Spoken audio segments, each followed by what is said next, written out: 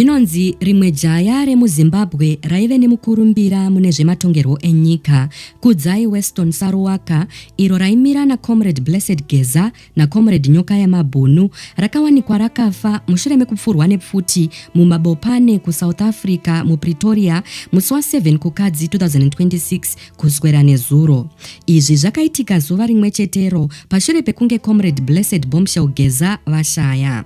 Kudzai aive mutsigiri mukuru weGeza Revolution uye akaronga zvakawanda zvekumutsiridza nyika. Izvo zvakaita kuti atize muZimbabwe muna Gumiguru 2025 mushure mekunge upenyu hwake hwave panyatwa. KuSouth Africa Kudzai airarama nekutengesa makapeti, madoor rugs.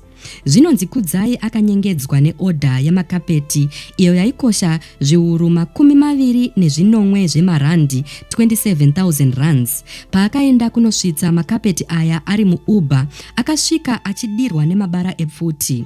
Mapurisa anoti hapana chakabiwa muUber iyi, asi izvo zvinoratidza kuti chinangwa chaive chekuuraya chete. Hama yake Trevor Saruwaka, uyo akambove MP muZimbabwe, akataura kuti uku kwaive kupondwa kwakarongwa nenyaya dzezvematongerwo enyika. Hurumende yeZimbabwe ichishandisa mutauriri wayo Comrade Nick Ndavaningi Mangwana yakaramba zvachose kuti ine chekuita nekufa uku, ichiti imhosvawo dzinongoitika muSouth Africa nekuda kwekuti hutsotsi hwakanyanya ikoko.